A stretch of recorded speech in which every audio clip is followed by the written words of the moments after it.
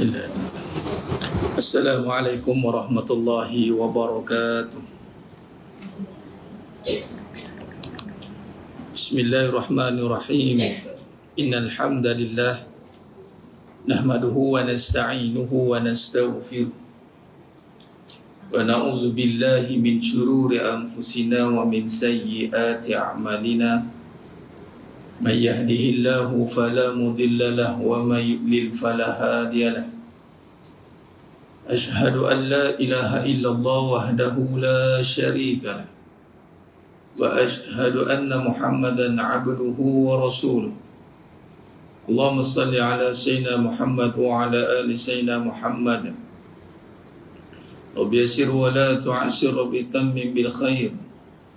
Rabbi shrah li sadri wa yassir li amri wa hlul 'uqdatam min lisani yafqahu qawli.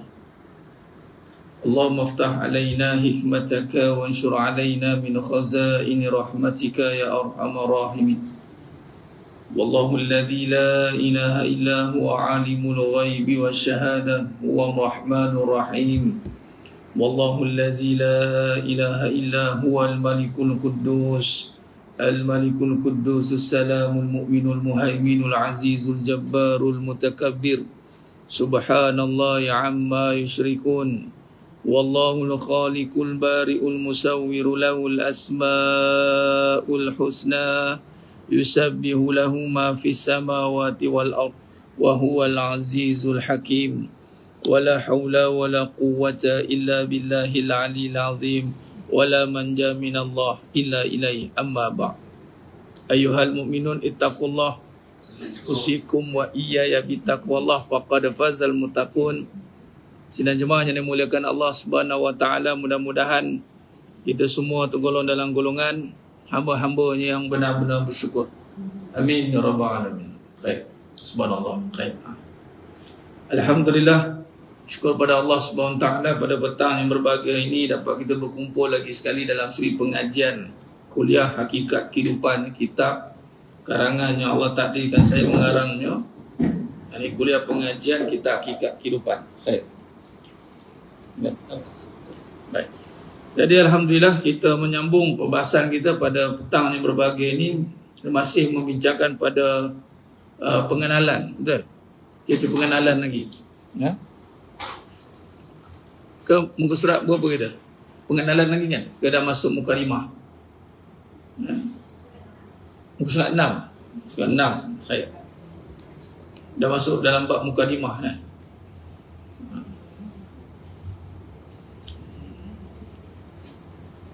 Tujuh.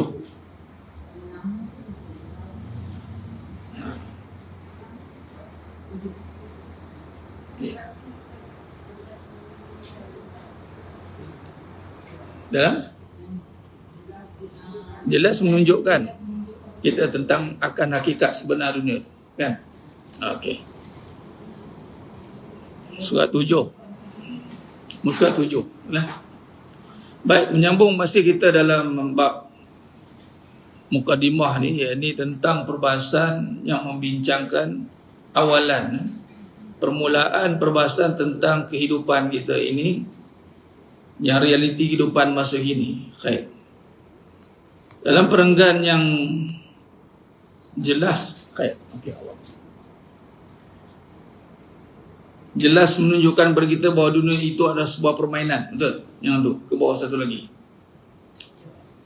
Jelas menunjukkan kepada kita tentang hakikat sebenar dunia ini yang telah dinisbahkan sebagai harta. Betul? Ke yang atas. Dunia permainan tu. Okey, baik, atas. Okey, baik. So sekarang 6 lah. Sini saya 6. Saya pakai PDF dia lagi. Okey, baik. Dalam kita merungkai perbahasan tentang kehidupan ni, kita telah mulakan dengan perbahasan hadis daripada Nabi sallallahu alaihi wasallam yang membincangkan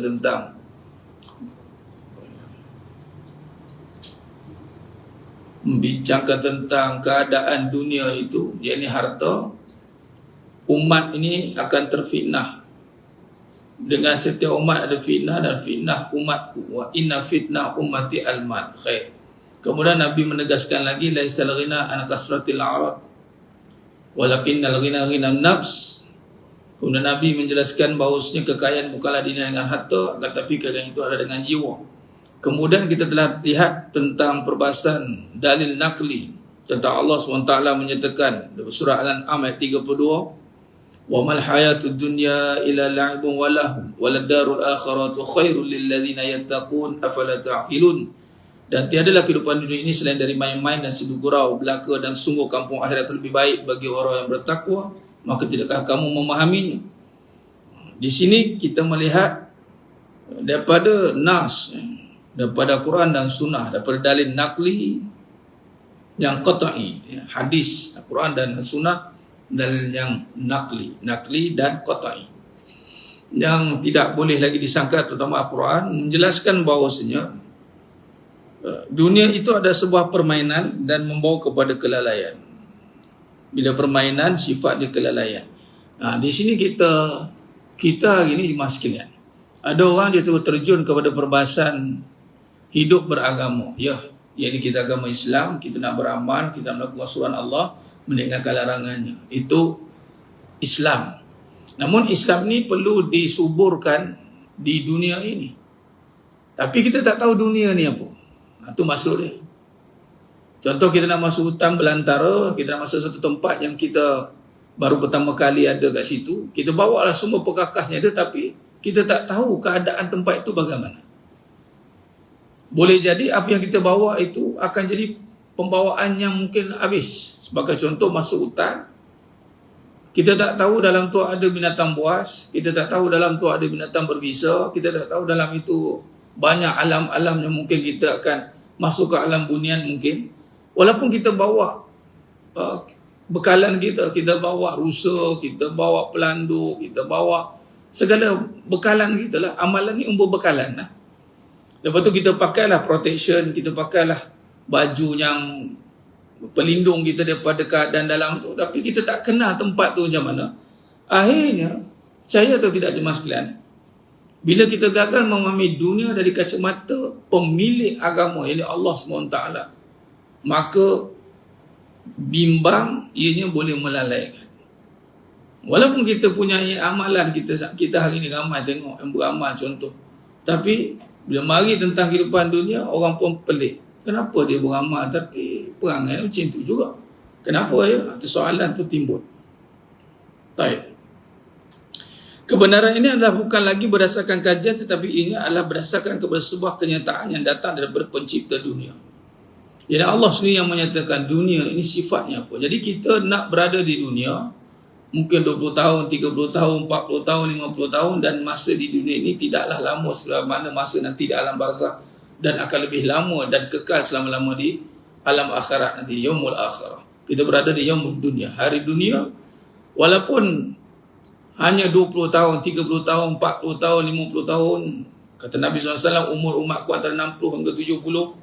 Nak bagi tahunya, kegagalan kita untuk perform di dunia ini akan memberi kesan kepada kehidupan kita yang kekal di sana. Jadi maknanya, kita kena beri perhatian. Dunia ini dalam konteks pandangan yang benar. Daripada siapa? Daripada pencipta dunia itu sendiri, yakni Allah SWT. Dan Allah SWT meletakkan konsep ataupun perbahasan tentang dunia ini adalah permainan, iaitu ianya adalah satu perumpamaan, tamsilan. Allah SWT dalam membincangkan dalam bab kehidupan, apatah lagi membincangkan tentang perkara yang gaib ke depan. Hidup kita ni jemaah sekalian, kita sentiasa akan tengok ke depan, jarang kita akan ke belakang sebenarnya. Malah ke belakang pun kita akan ke depan balik. Contoh, kita pernah melalui kegagalan. Bila nak tengok ke depan, dia tetap depan nanti mesti gagal. Aku dulu pernah gagal ni, dia tetap ke depan. Bila ke depan ni benda yang gaib kita tak nampak. Jadi bila yang gaib, dia perlukan ada contoh. Wa ya'ribullahu al-amsal lin-nas. Jadi ini kita bagi perumpamaan. Dan Allah SWT memberikan perumpamaan yang menggambarkan kepada kita bahawa sesuatu perkara yang tidak boleh dijadikan suatu perkara yang penting. Kerana sifat permainan itu adalah satu perkara yang tidak kekal dan ada penghujungnya. Kalau kita lihat, nanti kita masuk dalam bab dunia dan seisinya. Ini tentang permasalahan realiti sekarang ini. Kita mulakan perbahasan ini. Dan kita akan masuk nanti dalil yang lebih jelas tentang dunia dan si-isinya. Dan seluruh perbahasan tentang dunia Allah akan kaitkan dengan permainan. Laibun walahun. Permainan. Dan permainan ni tidak boleh dijadikan sebagai matlamat. Tak boleh. Contoh bola. Main bola. Matlamat nak main bola. Sebenarnya bukan main bola. Matlamatnya nak gol. Permainan tu bukan matlamat. Menang tu matlamat dia. Hidup kita bukan matlamat. Akhir tu matlamat. Kita nak akhir hidup kita dengan sebagai apa? Itu matlamat sepatutnya. Ramai orang meletakkan hidup ni pula matlamat. Nak hidup senang, nak hidup itu, nak hidup ini. Walhal hidup ni tidak boleh jadikan matlamat kerana sifatnya permainan. Dalil qat'i, dalil yang jelas. Allah sendiri yang menyatakan. Kalau kita lihat dalam surah Al-Fatir ayat 5. Ya ayuhan nasu inna wa'dallahi haqqa. Fala taghurrannakumul hayatud dunya wala yaghurrannakum billahil gharur. Yang bermaksud ai manusia sesungguhnya janji Allah adalah benar. Maka sekali-sekali janganlah kehidupan dunia ini yang memperdayakan kamu, dan sekali-kali janganlah syaitan yang pandai menipu memperdayakan kamu tentang Allah. Baik, yang benar dekat dunia ni satu je, janji Allah. Selain daripada itu semua main-main. Kalau orang berjanji tidak dengan Allah, kalau berjanji bukan kerana Allah, kalau berjanji tidak ianya nampak matlamat dengan Allah, ketahuilah jemaah sekalian, ianya adalah satu penipuan. Habis orang guna nama Allah sumpah nak jadi baik, dia akan makan sumpah. Dia tak kata makan dengan janji palsu dia. Maka jatuhlah di dalam golongan iza hadasa kazaba. Berkata tapi dia bohong. Jadi makna kata janji Allah je yang benar. Di dunia ni apa Allah janjikan? Itu yang kita kena kaji. Pertama kita kena tengok dunia tu dulu, permainan tipu daya. Jadi kita tak naklah dengar pendapat dunia ni apa. Kerana dunia ni memberi pendapat yang membawa kepada kelalaian, penipuan. Jadi kita nak tengok apa janji Allah pada keadaan dunia itu. Kalau contoh Allah jadikan susah sebagai contoh. Jangan dengar cerita orang kata susah tu jadi apa. Tapi apa yang Allah janjikan ketika susah? Allah janjikan pahala yang lebih baik. Okey. Kita terimalah. Jangan kata bilang kau susah nanti, habislah, tak ke mana, tak ada masa depan. Banyak dimomok-momokkan, malah dimain-mainkan, ditakut-takutkan. Akhirnya terperangkap dalam macam-macam helah dunia ini. Orang yang mengambil kesempatan atas kesempitan orang, berapa ramai? Dalam kesempitan dia ambil kesempatan. Banyak yang berlaku. Dan Allah bagi tahu jangan sampai syaitan yang pandai menipu. Kita dah tahu tentang dunia dah. Kali ini dia guna Allah pula. Dia guna Allah pula memperdaya kamu tentang Allah. Dia kata apa? Allah suruh cari dunia juga. Banyak statement-statement ni keluar. Walhal Allah tak pernah suruh cari dunia. Allah suruh cari ganjarannya di dunia, bukan cari dunia. Tapi iblis dia licik lah. Syaitan dia akan licik. Dia akan mempengaruhi kita tentang Allah. Katalah tentang dunia kita dah tak terpengaruh, tentang Allah pula kita terpengaruh. Malah kadang-kadang wujud golongan-golongan yang ekstremis, yang hulu, yang melampau pun ada. Yang melampau ni sehingga dia boleh jatuh. Ada satu kenyataan tu dia tulis. Dia ni golongan yang dia dah nampaklah kedudukan dia itu macam tak terpedaya dengan dunia ni. Dia macam dia menolaklah kemajuan ni, dia sangka macam itu, tapi kenyataan dia buat satu kenyataan bahawa barang siapa yang terikut dengan dunia pula, dia buat kenyataan umum. Yang terikut ni maksudnya yang dia tulis tu satu tentang kesihatan. Dia tulis tentang kesihatan, golongan-golongan yang meletakkan siapa yang ambil ubat-ubatan, contoh kata, terutamanya vaksin yang baru ni, pun timbul balik isu. Ni bukan golongan orang benar-benar beriman. Bayangkan. Dia buat statement begitu. Sebab orang beriman takkan masukkan benda yang haram dalam badan ni. Kenapa dia berani cakap macam itu? Dia tertipu tentang Allah lah. Jangan ingat benda yang haram ni benda yang kita duk nampak. Kadang-kadang kita tak pasti, tak jelas. Kita bukan badan yang menentukan halal haram, ibu kita katakan haram. Kita ni Bahasa mudah, kita ada uli amri. Uli amri nak kata apa, tu dia bertanggungjawab. Tapi kalau dia keluarkan fatwa mengatakan dia harus, kita jangan nak lawan mufti pula kan. Walaupun kita ada ijtihad kita. Dah kita dah bersangka buruk dengan mufti pula. Dah tu kita jadi dah mufti. Mana ada kes dia keluar balik lah isu-isu. Sebab sekarang ni kan ura-ura kan. Tak nak ambil sudah, dia diam sudah. Hak individu kan. Tak nak sudah. Tapi jangan overclaim. Ini tentang Allah ni, tentang memperdayakan kamu tentang Allah. Dia seakan dia jadi orang yang ahlullah. Tapi dalam masa sama, dia telah merosakkan seseorang dengan menuduh, wah ni bukan orang beriman ni. Orang Islam yang benar-benar bukan begitu. Hati-hati. Contoh, kita cerita ni dunia penipu. Tengok ustaz datang naik, oh ustaz ni penunggang agama ni. Oh, dia terus balas kat situ. Hati-hati perbahasan begini. Tengok rumah orang ni ada TV, ada ni, lara semua ni. Tolak dah ni. Nyaman. Masuk rumah dia tak ada TV, tak ada apa. Ni baru betul. Ya ke betul? Ada satu kisah. Nak cerita kan. Walaupun kita sedang cerita tentang dunia ni penipu, tapi hati-hati, ada satu dunia lagi yang boleh menipu kita walaupun dunia yang zahir dah tak ada. Apa dia? Dunia diri kita ni. Kita pun dunia juga ni. Ni, badan kita ni dunia ni. Sebab apa? Tu, tak bawa balik pun, tanam kat kubur. Itulah dia. Yang balik roh. Waiman nanti dihidupkan semula dengan rupa yang lain. Satu kisah tu, dia seorang yang ahlul ibadah ni mas sekalian. Dia beribadah di satu pulau. Tak ada semua TV, tak ada apa pun tak ada ni. Pokok untuk makan, sebab pokok ada 5 tak silap. Dan beribadat. Memang malaikat ikut SOP. Malaikat ikut SOP. Buat baik, dapatlah. Mana yang Allah telah tetapkan dapat pahala tu malaikat catat. Tiba bila nak mati, ajal nak sampai, si fulan ini, hamba Allah ni request. Dia kata kat malaikat, aku syurga mana? Kedudukan aku di mana? Lalu malaikat pun berkatalah pada Allah, si fulan bertanya kedudukan dia. Maka Allah kata apa? Tempat ni neraka paling dalam. Bila ditanya balik, kenapa? Kerana engkau masih lihat diri engkau. Sedangkan nak dengan syukur dengan mata pun tentu kau boleh. Dia nampak dengan diri dia yang menentukan kedudukan di syurga. Sebab tu dengan rahmat Allah, Nabi dah kata masuk syurga dengan rahmat Allah.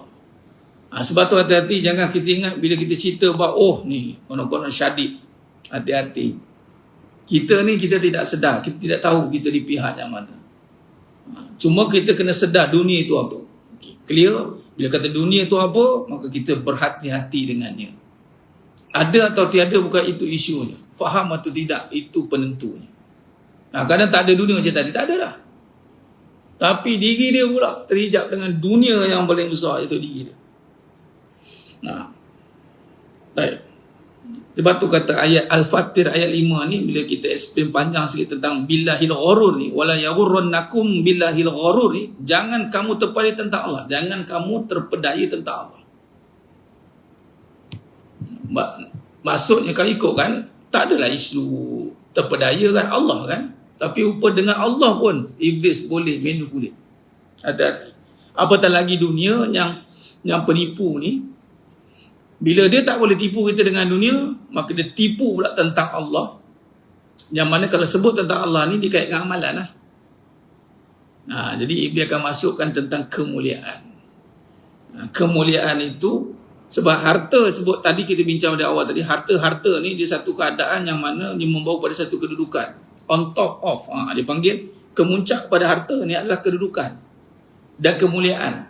Katalah dia dah tolak harta tu, dia tak tertipu lah. Harta ni tak boleh lah, tipu semua ni.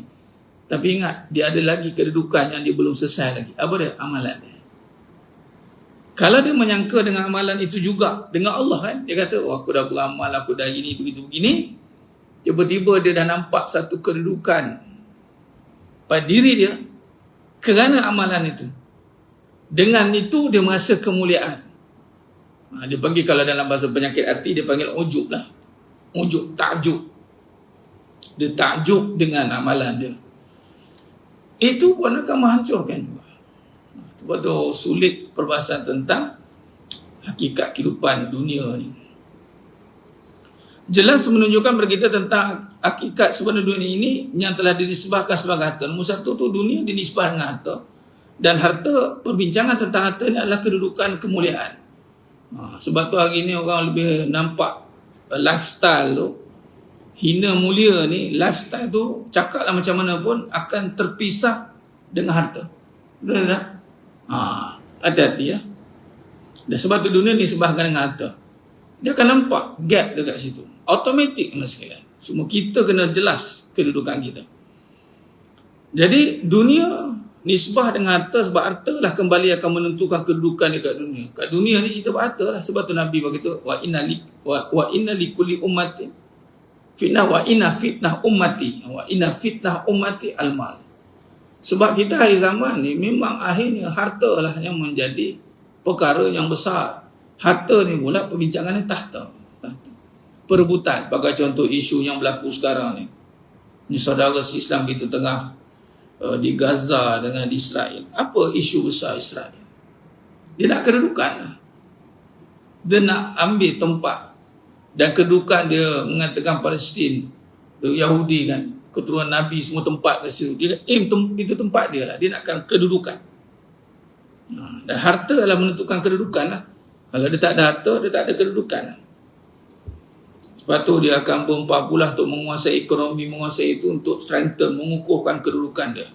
So kalau dia tak ada semua tu, dia buat apa? Tak ada apa-apa lah. Sebab tu pemerintah Nabi SAW berdakwah kepada pemerintah agar kembali kepada Allah, agar tidak menyalahgunakan kedudukan kepada perkaranya mengundang murka Allah. Sebab tu nisbah dunia tu harta. Harta ni duit. Harta ni apa? Kedudukan. Untuk dia. Boleh nisbahkan harta tu adalah kedudukan. Kemasyhuran. Perhatian. Puja-pujian. Itu harta. Ia juga merupakan satu fitnah sebagaimana yang telah disabdakan oleh Nabi SAW, Nabi Muhammad SAW terhadap umat baginda yang akan terdedah dengan fitnah ini. Kelemahan utama yang akan terbit daripada umat akhir zaman adalah kerana tidak mampu berhadapan dengan ancaman fitnah harta ini sebagaimana hadis yang disebutkan di bawah ini. Akhir zaman yang masih akan datang satu keadaan zaman itu. Adakah zaman itu telah berlaku sekarang? Mari kita lihat. Mari kita lihat hadis ini masih. Ini menjadi sebagai kata kunci kepada permasalahan umat Islam seluruh dunia yang musuh tak gerun dengan kita. Dan sekarang ni yang berlaku ni, isunya apa? Walaupun kita nampak dah mereka takut menyuruh kan, tapi kalau dia boleh ambush, ambil tempat kita, bermaksud dia tak takut dengan kita. Sebab apa? Mari kita lihat apa kata Nabi SAW. Yushikul umamu an tada'a alaikum kama tada'a al-akalatu ila qas'atiha. Daripada Sauban radhiyallahu anhu berkata Rasulullah SAW bersabda, akan datang suatu masa nanti yushikul umamu, di mana akan datang di mana bangsa-bangsa akan mengerumuni antada alaikum kama tada'a al-akalah ila qas'atiha. Kerumuni kalian seperti sedang merebut makanan di atas meja. Ini lagi musuh-musuh ni dia meratah, merakus, merobek, merampas. Kerana ini dah berlaku isu. Kalau tengoknya sekarang ni Gaza lah, Palestin. Tengok peta tu kan. Dia bermula daripada mereka datang kat kita lah. Kemudian mereka kerumun kita lah. Dia kerumun, lepas tu dia halau lah. Dia ambil macam sebiji kena ratah. Okay, kita ubah satu tamsilan lah. Kita ubah tamsil. Okay, katalah kita tahu tempat satu kawasan satu rumah tu, kita tahu ini kau jangan main dengan tuan dia. Sekali kau dapat masuk, kau tak lepas sendiri. Orang tak berani kacau rumah orang tu, betul tak? Try lah kacau. Katalah si Pulan A ni, katalah dia ni gangster paradise, gangster lah. Gangster pun tak takut sangat sebenarnya. Tapi adatnya, oh dia jangan, tak berani lalu rumah, tak berani masuk pun tak berani, agak-agak nak rampas berani. Okay, sekarang kita disebahkan dengan Palestin. Apa yang berlaku sekarang? Bermula rampasan. Dan kita kena sedar ketika kejatuhan Empayar Osmaniyah 3 Mac 1924, 3 Mac 1924, maka runtuh secara official, secara rasminya pemerintahan khalifah atau khilafah Islamiyah di dunia. Tak ada. Setelah itulah diagih-agihkan Jazirah Arab, diagihkan negara-negara Islam diagih-agihkan. Ibarat makanan. Zaman dulu tidak berlaku. Malah kita Nabi SAW, ini pun satu lah, dia sebut tentang perang. Nabi tidak berperang untuk menghancurkan. Dalam ghazwah, peperangan, peperangan, antara adab berperang, tak boleh hancurkan bangunan, tak boleh rosakkan tanaman, tak boleh potong pokok-pokok, dahan apa tak boleh.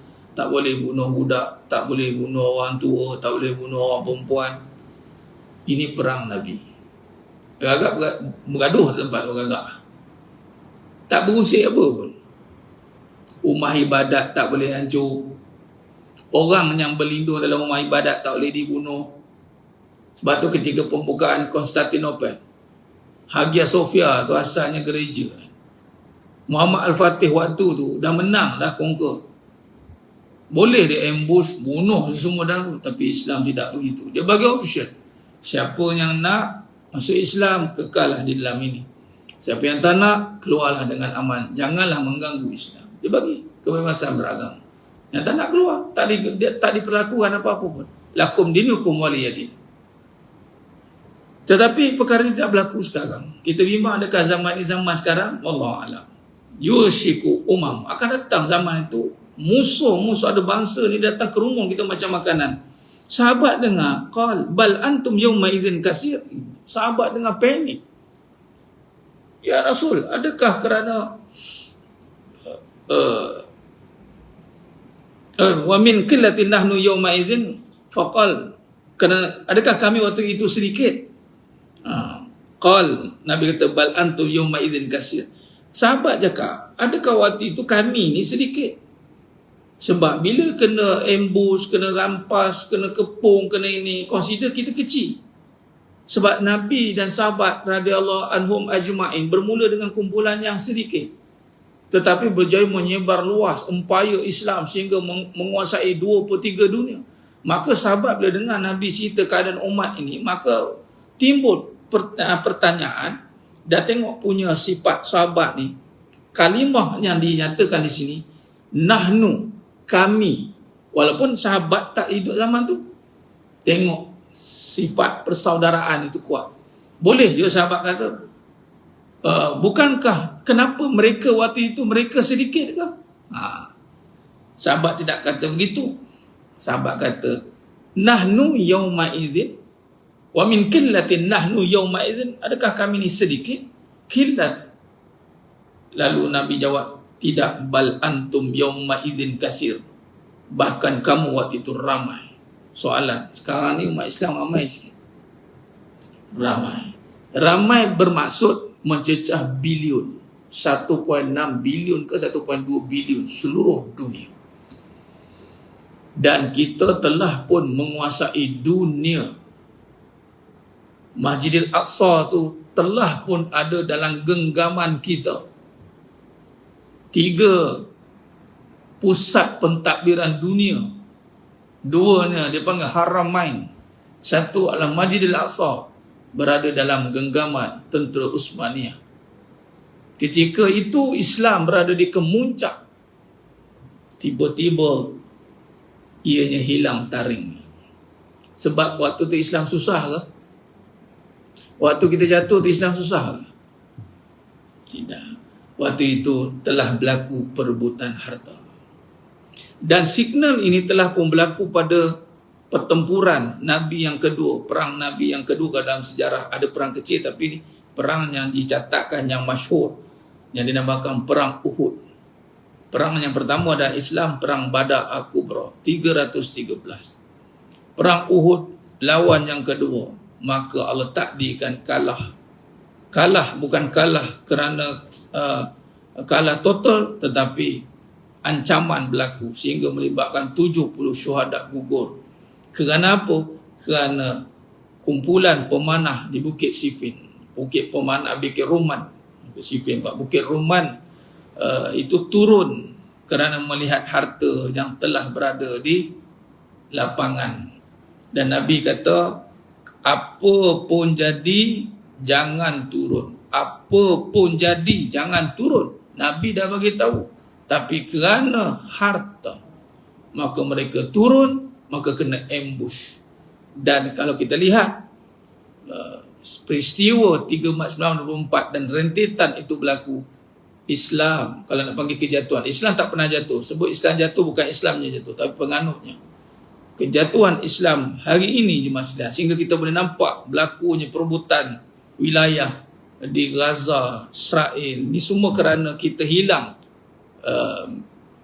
orang panggil kekuatan itu je masih. Ianya bukan di saat kita susah, bukan di saat kita wa min qillati nahnu yawma izin, bukan sebab kita sikit. Tapi waktu itu kita telah menguasai 23 dunia. Kita telah pun ada harta yang banyak, tetapi di kemuncak kesenangan, maka dirinya itu lebih runcing. Kan? Kalau dah puncak dia kan runcing kan. Tirus je. Maka dah duduk tu betul-betul telur di ujung tanduk. Sebab tu jangan rasa seronok sangat nak sampai ke puncak ni. Saya nak sampai ke puncak, silakan. Kalau tak betul-betul duduk dengan kedudukan yang tetap di atas itu, kejatuhannya sangat mudah. Bertahannya bukan mudah, kejatuhannya lebih mudah. Seperti mana kita nak naik tu. Kita ingat nak naik tu susah, mudah, tidak. Atas tu lagi susah sebenarnya. Puncak tu dengan tekanan tinggi kan? Kalau kita naik Gunung Everest ke gunung yang tinggi kan, tekanan tinggi macam-macam. Waktu itu jemaah sekalian, berlakulah peristiwa yang mana Nabi kata, walakinnakum ghusaun ka ghusain, akan tapi kamu seperti buih as-sail, ketika buih di atas permukaan laut. Walakinnakum ghusaun ka ghusais sail wala yanzi'anna Allah. Ini yang takut ni. Sebenarnya isu hari ni, musuh berani sergah kita ni. Allah, takut tu masalah. Kita ni beria nak, iyalah, at least kita usaha nak takut. Tapi nak kita ni musuh tak takut, kita bimbang. Ini sedang berlaku. Wala yanzi'anna Allahu min suduri aduwikumul al-mahabbah. Allah cabut rasa takut musuh-musuh kalian. Musuh tak takut tengok kita. Macam tadilah rumah siapa? Dia tu jangan kacau, apa dia apa aku nak ambil harta kat dalam tu. Berani dia cakap begitu. Cuba kalau rumah siapa tu? Oh, aku tak berani. Oh, aku tak boleh kacau. Itu sekali aku kacau lagi memang lumat aku kena. Siapa yang bagi rasa takut tu? Allah. Ketika Badar Al-Kubra, kumpulan tentera Kapi Quraish takut tengok. Kerana 313 itu the best among the best. Takut, dia gerun tengok tentera tu turun. Masya Allah. Hari ini umat Islam, kita bimbang. Musuh tak takut tengok kita. Sebab tu macam-macam isu timbul akhir zaman. Isu macam-macam lah. Boleh cari sendiri lah isu. Sebut satu-satu pun letih kita. Dan telah, ni lagi satu bahaya. Dahlah satu musuh dah tak takut kita. Wala yanzi'anna Allahu min suduri aduwikumul al-mahabbah minkum. Dan Allah pula wala yaqzifanna Allahu fi qulubikumul al-wahan. Dan Allah pula mencampakkan dalam hati mereka penyakit al-wahan. Allah. Dalam musuh tak takut kita pula berpenyakit. Lalu sahabat bertanya, faqal qail ya Rasulullah wa mal wahan. Seorang sahabat bertanya, ya Rasulullah, apa penyakit al-wahan itu? Rasulullah sallallahu alaihi wasallam menjawab, qal hubbud dunya wa karahiyatul maut. Rasulullah SAW menjawab, al-wahan adalah penyakit cinta dunia dan takut mati. Dalam bab ini mas sekalian, cinta dunia takut mati ni perbahasan dia akan diperhalusi. Cinta dunia,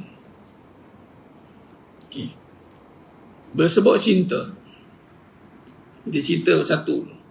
Ni hikmah ni perbahasan hikmah. Sebab kaedah bahas hakikat kehidupan ni. Ini mukadimah ni. Kaedah nanti kita akan bincang selepas ni siddiq.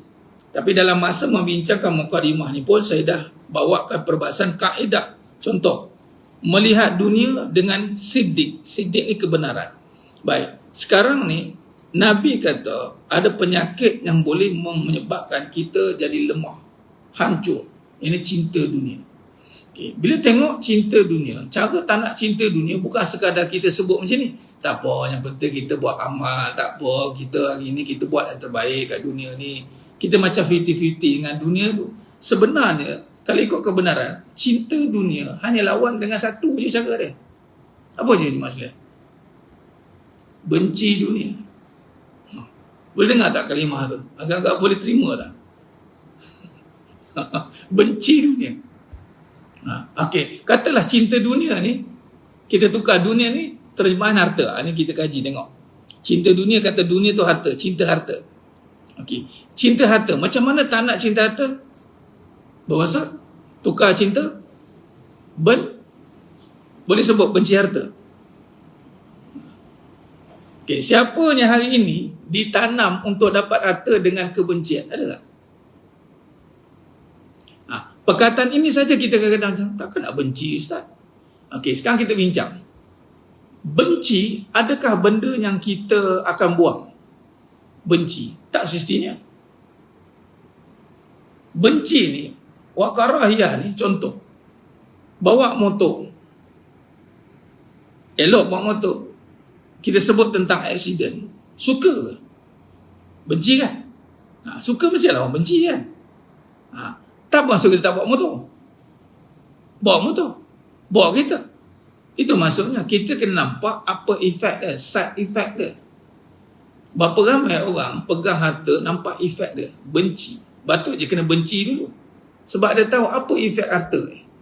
Efek harta bukan sekadar kita melimpat, kita tak boleh bayar tu, tak boleh bayar ni. Bukan itu efek harta. Efek harta ni, cuba tengok bawah tu apa kata Imam Hasan Al-Basri, kata apa? Hubbud dunya ra'su kulli khati'ah. Cinta dunia merupakan punca segala perbuatan dosa. Kepala punya. Kepala dosa. Itu efek dah. Macam mana cara tu nak faham? Kita sambung pada perbahasan akan datang. Dah masuk asar. InsyaAllah. Tak apa. Nanti kita sambung lagi. Narik benda ni dia kena buka singkap satu persatu. Baru kita nampak, oh sepatutnya cara macam ni kita pandang dunia. Kita pandang dunia dengan suka. Bila suka, cuba tengok. Bila suka, dia akan jumpa duka. Kecewa. Cinta akan bertemu kecewa. Berapa ramai yang kecewa dengan dunia? Ramai. Kita akan bincang pada siri akan datang. Wallahualam, insyaAllah sambung pada siang akan datang. Mohon maaf pada saya ada kekurangan, terkasar kata tu kurang bicara dalam penyampaian. Hanya Allah Ta'ala sajalah yang mampu menyempurnakan perbahasan kita pada petang yang penuh barakah ini. Aku qali hadza wa sallallahu alaihi wa lakum wa bil taufiq wal hidayah. Assalamualaikum warahmatullahi wabarakatuh. Tangguh dengan tasbih kafarah dan salatul asr. Subhanakallahumma wa bihamdik, asyhadu an la ilaha illa anta astaghfiruka wa atubu ilaik. Bismillahirrahmanirrahim. Wal 'asr. Innal insana fi khusr illa alladhina amanu wa 'amilus salihati wa tawassaw bil haqqi wa tawassaw bis sabr. Wallahu a'lam bissawab.